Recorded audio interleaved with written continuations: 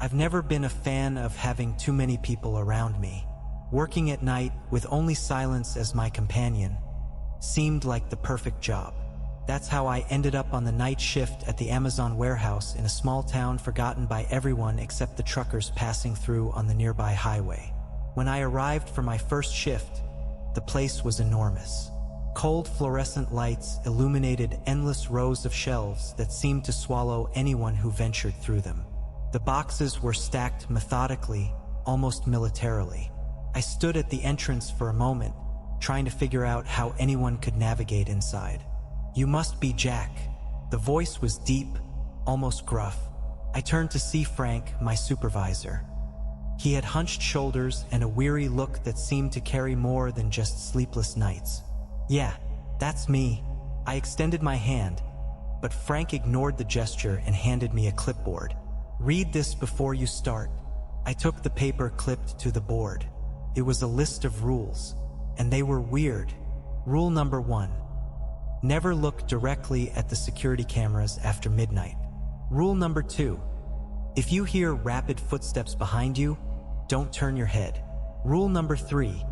At 3:33 a.m., turn off any nearby lights and close your eyes for a full minute. Rule number 4. If you find a box that isn't on the inventory list, take it immediately to Sector 9. Don't open it. Don't ask questions. Rule number 5. Under no circumstances stay in the same aisle as the broken mirror after 4 a.m. I looked at Frank with a raised eyebrow, waiting for the smile that would reveal the joke. But he didn't smile. "You're joking, right?" I asked. "I'm not." He stared at me with an unsettling seriousness. "Just follow the rules. It's for your own good." I shrugged and tucked the clipboard under my arm. Prank or not, it wasn't like I was going to take it seriously on my first night. Frank gave me a quick rundown of what to do. Pack items, organize boxes, and most importantly, stay in well-lit areas. I laughed, but he didn't find it funny. "Jack, just do what you're supposed to, and follow the damn list." I nodded, but internally I'd already decided the list was a waste of time. By midnight, the warehouse had grown even quieter. The silence wasn't as calming as I had imagined. It was heavy, dense. Only the distant hum of a machine broke the monotony. Walking through the aisles, I noticed cameras everywhere. They didn't just capture every movement, they seemed to follow me. Wherever I went, a shiny lens seemed aimed in my direction. Out of curiosity and to kill time, I stared directly into one. Seconds passed, and nothing happened. Then, the monitor in the corner of the room flickered off for a moment. When it came back on, it seemed different. I couldn't explain it, but something was off about the image. I decided to get back to work and ignore the rules for now. Frank was probably just trying to scare the rookie. There were a few other employees in the warehouse, but they weren't exactly friendly. They stayed distant, murmuring among themselves. When I tried to strike up a conversation, they avoided eye contact. A woman with her hair tied back just said, without looking at me, "Keep to yourself and do what Frank told you." It felt like they all knew something I didn't, and preferred I find out on my own. After a while organizing some boxes in the toy section, the lights started flickering. Slowly at first, then erratically. I looked up, trying to see if it was just a technical issue, but the flickering didn't feel natural. It seemed to follow a pattern, like some kind of code. A chill ran down my spine as I felt something. I didn't hear footsteps or voices, but I had a clear sense I wasn't alone. "Is someone there?" My voice echoed through the empty aisle. No one answered. I kept working but couldn't stop glancing over my shoulder every few seconds. I felt watched, as if something or someone was lurking in the shadows between the shelves. At 3:20, I decided to move to a more brightly lit section. While walking, I tripped over something. It was a box, large, heavy, with the inventory code crudely scribbled on it. I froze, hesitating as Frank's words echoed in my mind. "If you find a box that isn't on the inventory list, take it to Sector 9. Don't open it." But why should I obey? My hands began reaching for the tape, But then a shadow moved in the reflection of a nearby camera. The light above flickered again. The tape was still in my hands when I saw the shadow move again in the camera's reflection. For a moment, I thought I imagined it. But the aisle lights flickered in sequence, as if something was darting quickly beneath them. I dropped the box and turned slowly, feeling sweat start to trickle down my temples. The warehouse was silent, except for a faint, unsettling noise. It wasn't mechanical. It was something more organic, a sound that felt like a whisper but was too distant to make out. My curiosity led me a few steps forward, toward the shelves where the shadow had vanished. Suddenly, a metallic crash echoed, as if something heavy had fallen just a few meters away. "Hey, who's there?" No answer, only silence and the faint hum of the lights above me. As I searched the loading zone aisles, I began to feel an odd chill. The air seemed colder, heavier. I looked up at the higher shelves, trying to spot anything that could have caused the noise. Then the sound came again. Not the crash this time, but a whisper, now clearer. Sounded like it was saying my name. "Jack." I swallowed hard and took a step back. My palms were sweating, and the urge to run was almost overwhelming. Before I could decide what to do, I heard footsteps approaching. This time they were real, firm, echoing on the concrete. I turned around, heart pounding in my chest, only to see Brian, one of the few co-workers I'd seen that night. He was a tall man with a scruffy beard and eyes that carried a weariness deeper than even Frank's. "What are you doing here alone?" He looked at me, his expression heavy with concern. I hesitated. I thought I heard something. I saw a shadow and... Brian shook his head quickly, cutting off my explanation. "It doesn't matter what you heard or saw. Don't stay here alone for too long. The loading zone isn't safe."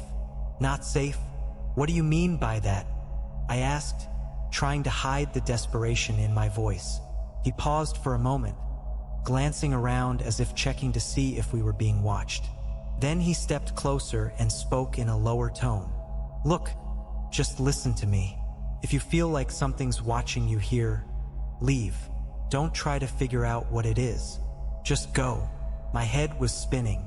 I wanted to ask a million questions, but before I could say anything, Brian turned and started walking away. "Brian, wait," I called, but he simply raised a hand without looking back, as if telling me not to press the issue. I stood there for a few moments, listening as his footsteps faded into the distance. Silence returned, heavy and uncomfortable. I looked back at the shelf where the shadow had vanished and at the box I'd left on the floor. Something wasn't right about this place. That much was obvious. With a heavy sigh, I decided to take Brian's advice and leave. As I walked back to the main area, the lights behind me started flickering again. I didn't look back. The clock read 3:30 when I reached the area with the tables, where a few coffee machines were lined up in a corner. The rules list was still in my mind like a warning, but I wasn't yet convinced that it wasn't all just a big joke. Still, at that moment, I decided not to test what would happen at 3:33. I turned off the nearest light and sat on the floor, leaning against the wall. Closing my eyes, I could feel my heart pounding in my chest. Counting 60 seconds had never felt so long. The warehouse fell into absolute silence. No machine sounds, no echoing footsteps, just emptiness. And then, as I kept my eyes closed, I heard something, a heavy breathing, very close. The second shift started with the same unsettling silence that was already becoming familiar. The warehouse was too large to feel comfortable, and the shadows cast by the shelves seemed denser than they should. I was organizing some boxes when the piercing sound of an alarm shattered the air. A metallic, irregular noise echoed throughout the warehouse, like something had triggered a security alert. The sound was jarring, pulling me out of my thoughts like a slap in the face. A few employees appeared from the aisles, all looking just as confused as I was. Brian was among them, his face looking even paler under the fluorescent lights. Frank appeared a few minutes later, walking quickly with an impatient expression. Calm down, everyone. It's just a system glitch. Happens all the time. Get back to work. A system glitch? It didn't seem like the others bought that explanation, but no one dared to question it. Not officially, at least. Brian approached me as I headed back to my section. That alarm. It's not a glitch, Jack, he said in a low voice, almost a whisper. It happened last week, too. And the week before. There's always something behind it. I wanted to ask what he meant by something, but he was already walking away, blending in with the other workers who had seemingly decided to ignore the alarm and follow Frank's orders. I, however, couldn't shake the sound from my mind. Something about the way it echoed through the warehouse felt sinister, like it was calling my attention to a specific place. I decided to investigate. I walked through the shelves in Sector 7, where the alarm sounded loudest, until I came across a restricted area. The metal doors were partially closed, and the lights there seemed dimmer, as if the area had been forgotten. That's when I saw the marks. Deep scratches on the surface of the door, like something had used claws or nails to try to break through. The scratches were uneven, but there was a pattern. 3 parallel slashes, repeated over and over, as if whatever made them had been at it for hours. I approached slowly, my heart pounding. I ran my fingers over the marks and felt the cold metal, warped as if it had been torn by something impossibly strong. Jack, the voice nearly made my heart leap out of my chest. I turned quickly to see Frank standing there, his expression more serious than ever. What are you doing here? I heard the alarm. I just wanted to see if anything needed help. I tried to sound innocent, but my voice wavered slightly. Frank glanced at the door, then back at me. His face was tense, but there was something else in his eyes. Something I hadn't seen before. Fear. I told you it was just a glitch. He stepped closer, lowering his voice. And I told you to follow the rules. This, he pointed at the door, is none of your business. But I couldn't ignore it. And these marks? What could have made them? Frank took a deep breath, clearly trying to keep his impatience in check. You haven't been here long, Jack. You don't understand how things work yet. But I'll say this once. Don't go into this section. Don't get close to this door. Just do your job. He grabbed my arm firmly, almost like a silent warning, before shoving me back toward the main aisle. As I walked away, I glanced over my shoulder. Frank was still there, standing and staring at the door with a grim expression. For a moment, I thought I saw something move behind the dusty windows of the restricted area. I returned to my section, but the alarm kept echoing in my mind, along with those scratch marks. What was Frank hiding? And what was in that restricted area that made even him seem so uneasy? I didn't know, but I was determined to find out. The next night, Frank was quieter than usual. He approached me at the start of the shift, wearing the same weary and rigid expression he always carried. But there was something else. Something in the way he avoided meeting my gaze. The camera guard had to leave for a bit. I need you to monitor the system until he gets back. I stared at him for a few seconds, trying to understand why he'd choose me for the task.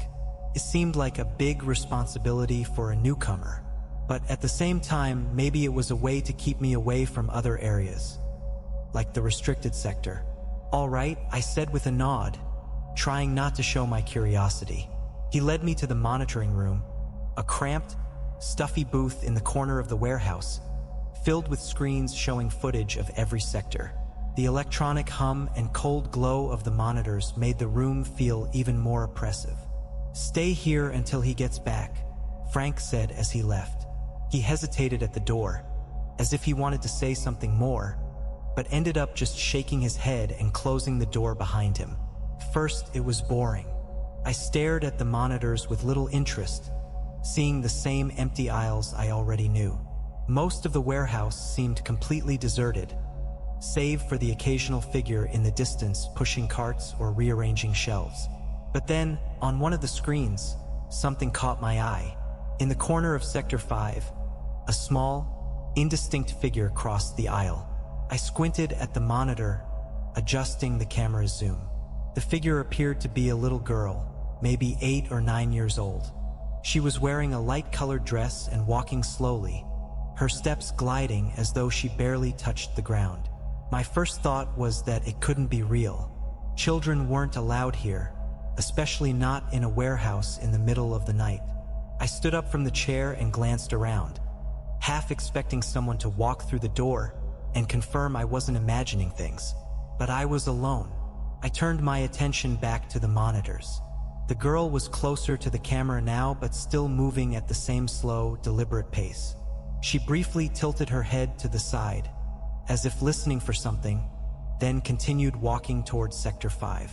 Without thinking twice, I grabbed the radio on the desk and called for Frank, but all I got was static. No response. I decided to go to the location myself. Leaving the room, I walked quickly through the aisles, my boots echoing on the concrete floor. The warehouse felt colder than usual that night, as though a draft had settled between the shelves. I reached Sector 5 in minutes, but the area was empty. No sign of the girl, just stacks of boxes and the distant hum of a machine. "Hello," I called out, my voice sounding strange in the silence. I wandered through the rows of shelves, checking every corner, but found nothing. No footsteps, no shadows moving, just emptiness.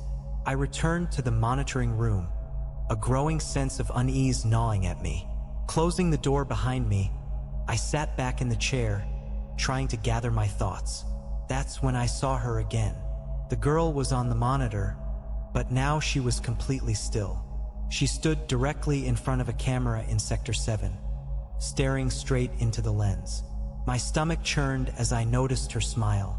It wasn't an innocent, childlike smile. It was bizarre, crooked, as if the very idea of happiness had been warped. Her eyes didn't blink. She just stood there, staring, as though she knew I was watching her. For a moment, I thought about looking away, but something in me couldn't. It felt like I was trapped in her gaze, as though she were pulling me through the screen. Then the monitor flickered, just for a second, but it was enough. When the image returned, the girl was gone. I frantically checked the other monitors, searching for any sign of her, but she was nowhere to be found. My breathing quickened, and the air in the room seemed heavier, almost suffocating. I grabbed the radio again, my voice trembling as I called out, "Frank, where are you? There's something strange happening here." But all I got in return was more static. When I arrived at the warehouse that night, I immediately noticed something was different. The shift felt emptier than usual, and the silence was deeper. Something or someone was missing. Brian. I wandered through the aisles, greeting the few familiar faces I came across, but there was no sign of him. He was one of the few who talked to me about more than just work, and his absence left an unsettling void. I decided to ask Frank. I found him in his office, sorting through a pile of papers. "Hey, have you seen Brian today?" I asked, trying to sound casual. Frank didn't even look up. "He quit." The answer was so blunt and dry that it caught me off guard. "Quit? That's right." He finally looked at me, his tired eyes sharp. "These things happen, Jack.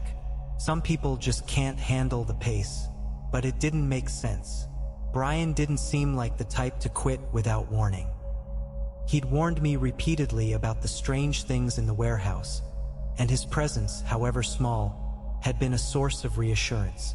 "Did he say anything to you before he left?" I pressed, trying to pry for more information. Frank narrowed his eyes, clearly annoyed. "Jack, you're new here. It's not your job to worry about what happens to others. Do what's asked of you and everything will be fine." "Understood." I nodded, but inside, my mind was racing. I left the office with more questions than answers. The other employees seemed unusually tense that night. When I mentioned Brian's name to one coworker, they quickly averted their gaze and changed the subject. Another, the woman with her hair tied back, gave me a cold look and muttered something like, "Just let it go." No one wanted to talk about Brian. While organizing some boxes in one of the more isolated aisles, I saw something that made me freeze. On the floor, next to a shelf packed with products, was a badge. Brian's badge. His photo was there with his slightly forced smile. I picked it up and examined it. It was dirty, with a faint smudge of what looked like dust mixed with grease. I glanced around, trying to figure out how it had ended up there. The area was empty, lit only by the fluorescent lights casting long shadows from the shelves. "Brian?" I called, knowing full well I wouldn't get a response.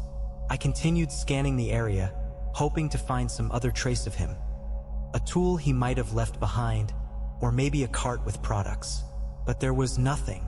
A cold draft swept through the aisle, and for a moment, I felt like I was being watched. I turned around quickly, but the aisle was as empty as before. Only the faint sound of a machine hummed in the distance.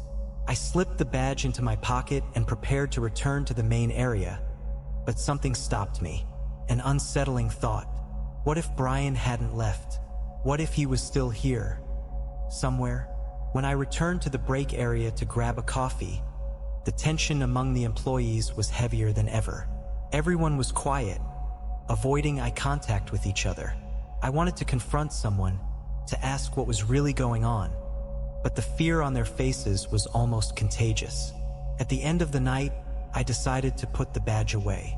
I placed it in my locker and slammed the door shut, as if trying to lock away the questions hammering in my mind.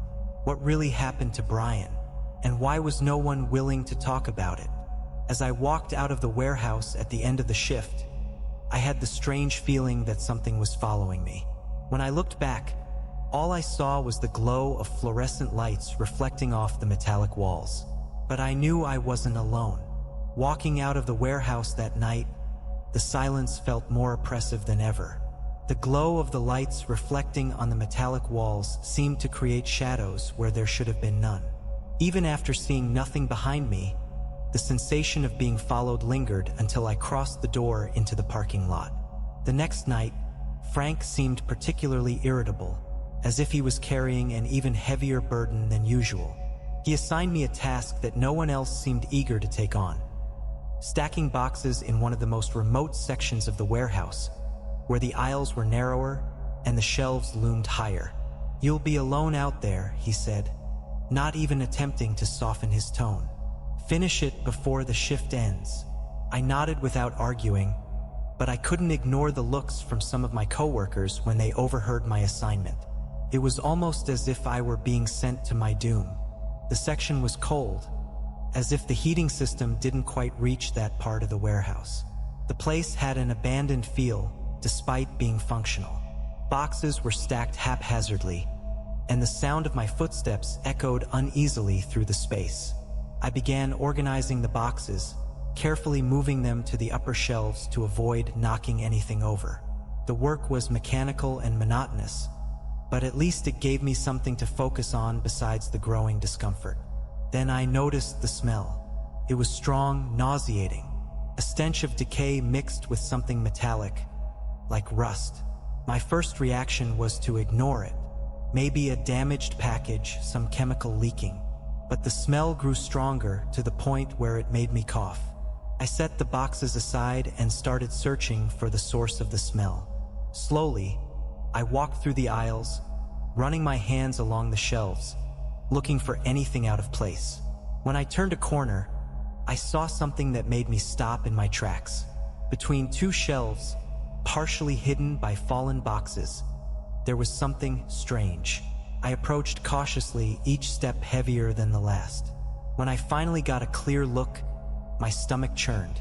It was a body, lying face down, its head pressed against the concrete floor. The skin was pale, almost translucent, as though all the blood had been drained. The clothes were dirty, torn in places, and there were dark marks on the arms and neck. For a moment, I was frozen, my heart pounding so loudly that I could barely hear my own thoughts. My mind scrambled to rationalize what I was seeing. It was Brian. My first instinct was to grab the radio and call Frank or someone, anyone, but something stopped me. It was as if the air around me had grown heavier, denser. Before I could react, the smell became even stronger, nearly unbearable. And then, like something out of a nightmare, the impossible happened. The body moved, not like it was alive, but as if something was pulling it. Its legs slowly slid into the shadows between the boxes, and within seconds, it was completely gone, leaving only a dark stain on the floor. My breathing was erratic. I ran to where the body had been, shoving boxes aside, but there was nothing there except that stain. A dark mix of liquid and something that looked like oil, slowly seeping into the floor. My mind screamed for me to get out, but my legs felt rooted to the spot. Then I heard footsteps behind me. I spun around, expecting to see Frank or another coworker, but the aisle was empty. The sound of footsteps persisted, coming from every direction, echoing in the confined space. "Who's there?" I shouted, my voice trembling. No response. I looked back at the floor, but the dark stain had also vanished. All that remained was the oppressive emptiness and the echo of my own footsteps as I ran away from that section. When I finally found Frank later that night, I tried to tell him what I'd seen, but he cut me off before I could finish. "Whatever you think you saw, forget it. Just forget it. Frank, that was..." I said, "Forget it." He looked at me with an intensity that silenced me instantly. "You didn't see anything, and don't mention it to anyone else." I returned to my station with a heavy heart, Frank's words echoing in my mind. But I knew what I'd seen, and I knew the warehouse was hiding something far darker than I could imagine. I did see it. I saw Brian, or what was left of him, being pulled into the shadows. I saw the stain that disappeared as though it had never been there. And worse, I saw the fear in Frank's eyes. As I reorganized boxes almost on autopilot, the list of rules I'd been given on my first day came back to me. The things that once seemed absurd now carried a much heavier weight. Don't look directly at the security cameras after midnight. If you hear rapid footsteps behind you, don't turn your head. At 3:33 a.m., turn off any nearby lights and close your eyes for a full minute. That night, I decided I wouldn't ignore the rules anymore. I didn't know what was happening in the warehouse, but it was clear those guidelines were more than corporate superstitions. At 2:45, I started to notice something strange.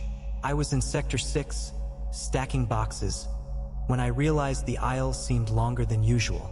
I walked to the end, but instead of the wall I expected, I found a fork in the path that shouldn't have been there. I stopped for a moment, trying to make sense of it. I looked down both corridors, but neither seemed familiar. The mental map I'd formed of the warehouse didn't align with what I was seeing. I stepped back, hesitating. There was no reason to continue, but something pulled me forward. A faint sound, almost imperceptible, came from the corridor to the left. It was a voice. "Jack," my name, whispered in a way that sent chills down my spine. I looked behind me, expecting to see a coworker trying to play a prank, but the section was empty. The sound came again, now closer. "Jack, come here." My throat was dry, and my mind screamed for me to walk away, but my feet seemed to have a will of their own. I slowly walked toward the sound, each step echoing like a gunshot in the silence.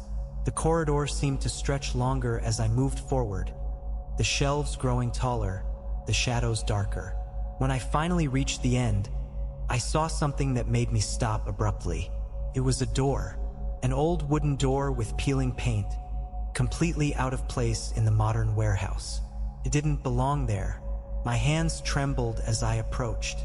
There was no handle, just a smooth surface and a faint vibration that seemed to pulse from the wood. Before I could touch the door, the voice came again. "Jack, enter." My heart raced.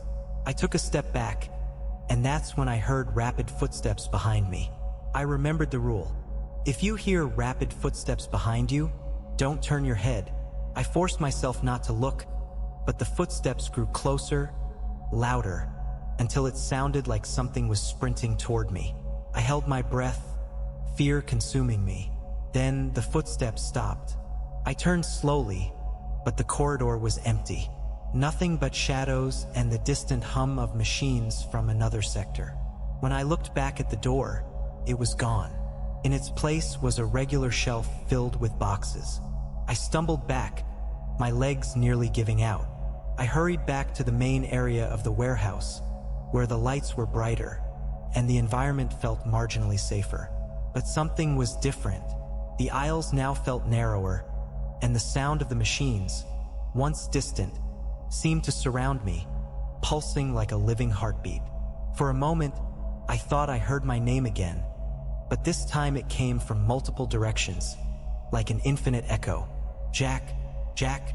I realized, in that moment, that something was wrong not just with the warehouse but with the space itself. It was shifting. The rules weren't just warnings, they were lifelines. And I was beginning to understand that the safe zone Frank insisted on maintaining wasn't the building itself. It was a fragile thread of normality amid something much larger and far more dangerous. The warehouse wasn't an ordinary place, and if I wasn't careful, I knew I'd end up lost in it forever. After that night, something changed in me.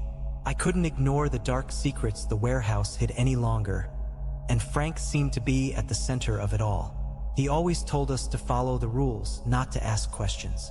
But I knew he knew more, much more. I decided to watch Frank closely. That night, Frank seemed more anxious than usual. He paced back and forth, gesturing as if trying to solve an urgent problem. During the break, I noticed he wasn't in the common area with the other employees. Instead, he disappeared into the back of the warehouse, heading toward one of the restricted zones. I followed him from a distance, careful not to be seen. Frank passed through the loading zone and entered a corridor I'd never noticed before. The area was poorly lit, and the shadows seemed to shift as I moved. Finally, he stopped in front of a door marked with a faded sign. Restricted access, authorization required. He used a card I'd never seen before to unlock the door and stepped inside, closing it behind him. I crept closer, pressing my ear against the door. At first, all I could hear was a low hum, like the sound of a machine. But then voices emerged. "This is getting out of hand, Frank," said a cold, authoritative male voice. "I'm doing what I can," Frank replied, tension evident in his tone. "It's not enough. You know what's at stake here. The contract demands results. I can't control it. It's the building. It's changing faster than before." There was a pause. I heard heavy footsteps, as if someone were pacing. "Then control your team," the first voice said, now with a menacing edge. "Any curiosity outside the bounds will be dealt with. Do you understand what that means?" "I understand," Frank replied, his voice filled with resignation.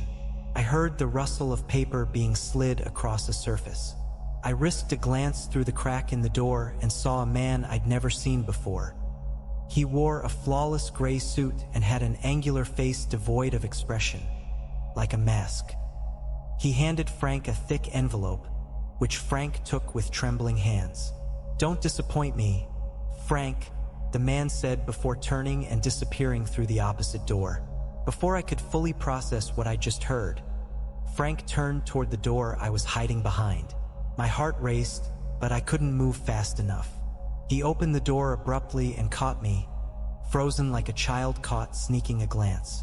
"Jack," he said, his tone a mix of surprise and anger.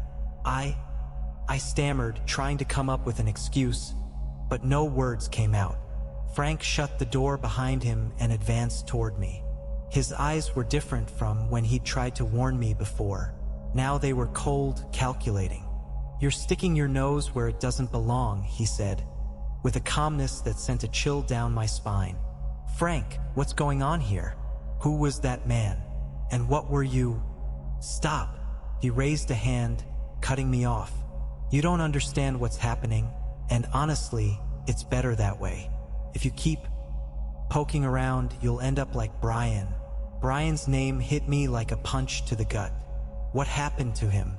He didn't quit, did he? Frank didn't answer. He just stared at me for a long moment, his lips pressed into a tight line as though weighing whether to say more. "Get back to your station, Jack. Now!"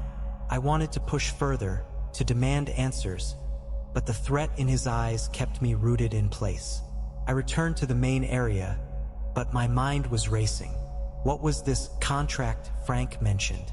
What did he mean by "the building is changing"? And most importantly, who was that man in the gray suit, and why did Frank seem so terrified of him? That night, as I stacked boxes, I felt like the warehouse was alive. The shadows seemed thicker, the aisles longer, and somewhere in the distance, faint but unmistakable, I could swear I heard muffled laughter. After weeks in that warehouse, it was becoming impossible to ignore its peculiarities. It wasn't just the rules or the unexplained disappearances, but there was one door in particular that always caught my attention. It was inconspicuous, located at the back of Sector 9, hidden among shelves of boxes that no one ever seemed to touch. Always locked, with no signs of use, yet it had an eerie aura that made it impossible to ignore. I asked some coworkers about it, but all I got were evasive answers. Some pretended not to know what I was talking about, while others just shook their heads and changed the subject. On one particularly quiet night, curiosity finally got the better of me. During a break, I walked past Frank's office, planning to ask him something trivial just to observe his behavior. But when I arrived, I noticed the door to his office was ajar, and Frank wasn't there. My eyes fell on a cluttered desk, where a set of keys rested beside a stack of papers.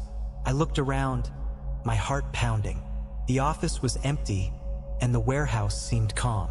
Before I could overthink it, I grabbed the keys and slipped them into my pocket.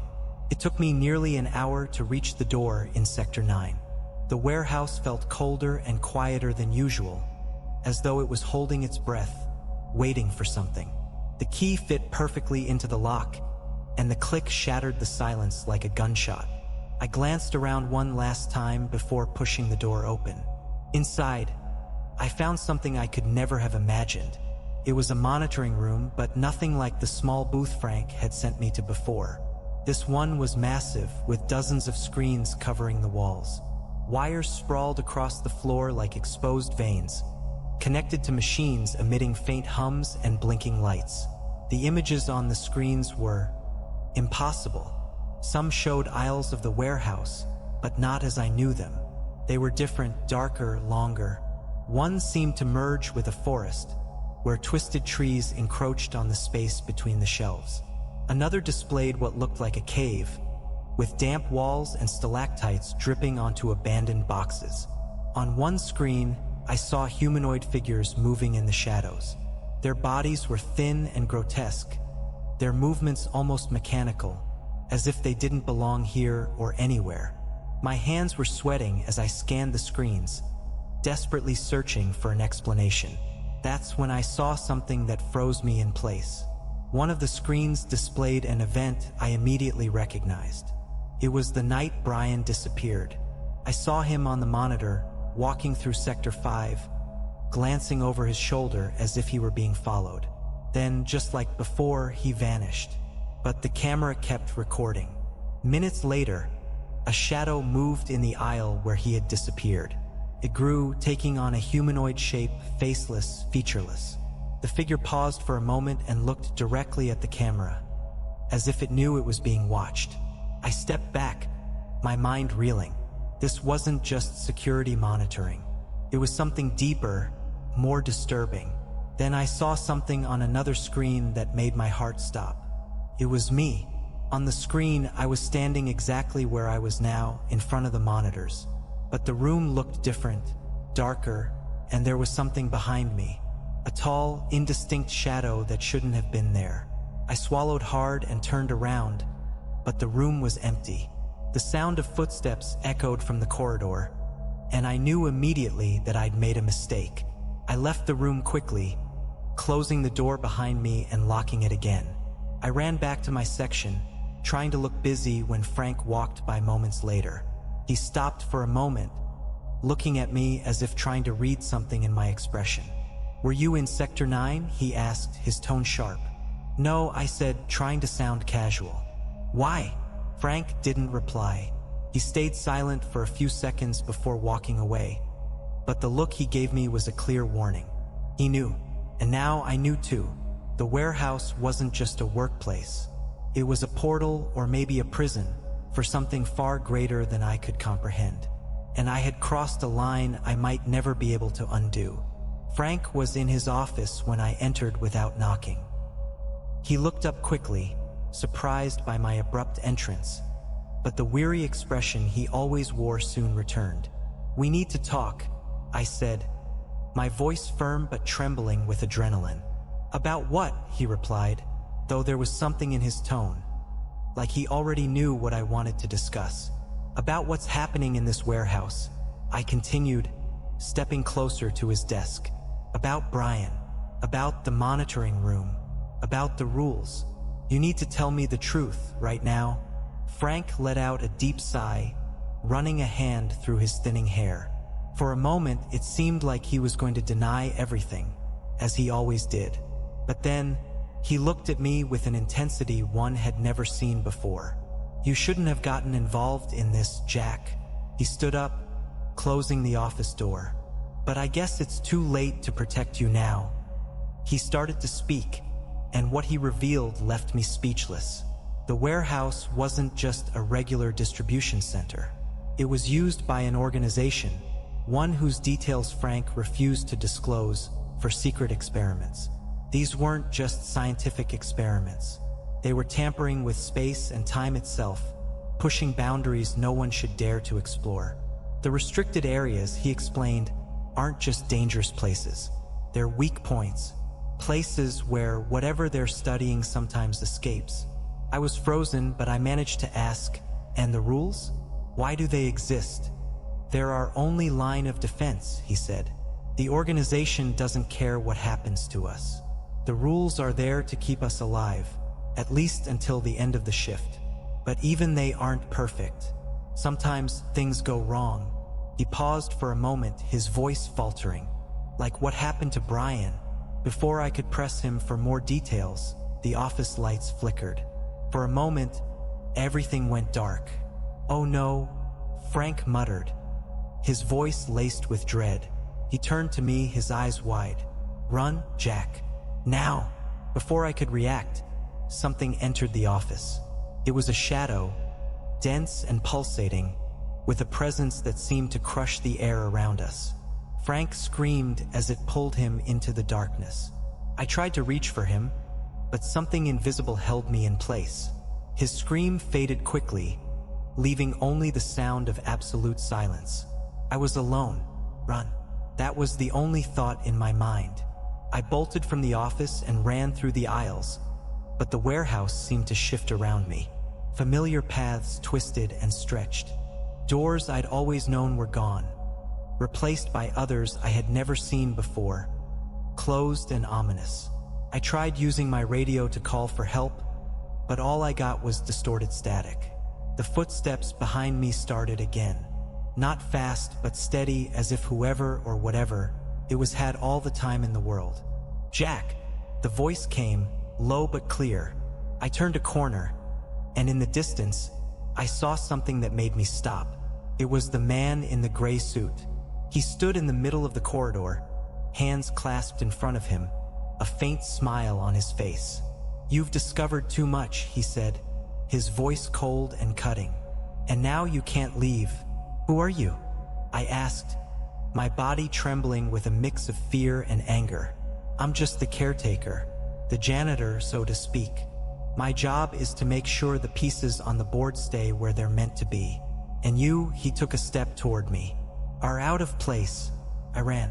The lights flickered as I moved through the aisles.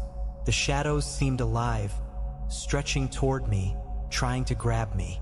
I heard voices whispering my name, laughing, mocking me. I reached the loading zone and saw my last chance to escape, the door leading to the parking lot. But the man in the gray suit was there, blocking the way. "You were never just an employee," he said, stepping closer. "You were chosen to be here, to be part of this." "Part of what?" I shouted, backing away as he advanced. The experiment. Suddenly, flashes of memories began to surface in my mind. But they weren't complete memories, just fragments, like distorted images from a broken camera. I saw myself arriving at the warehouse for the first time, but it felt different. Frank was there, shaking my hand, but also watching me, as if I were more than just a new hire. The truth hit me. I hadn't chosen this job. The job had chosen me. With adrenaline surging through my veins, I made my final desperate move. I sprinted toward an automated stacker parked near the exit. I hit the controls, and the machine lurched forward, slamming into the man in the gray suit and knocking him backward. I used the opening to wrench the door open and run into the parking lot. The night air was cold, and it felt different, real, alive, as though I'd emerged from another world. I jumped into my car and turned the key, the engine roaring to life like a declaration of freedom. As I drove away, I glanced in the rearview mirror. The warehouse stood still, silent, but I knew it was there, waiting. Now I'm here writing this account. If you're reading this, stay away from Amazon warehouses, especially the night shift, because if anything happens to me, I want someone to know the truth. The warehouse isn't just a workplace. It's a trap, an experiment, and sometimes even escaping doesn't mean you're free.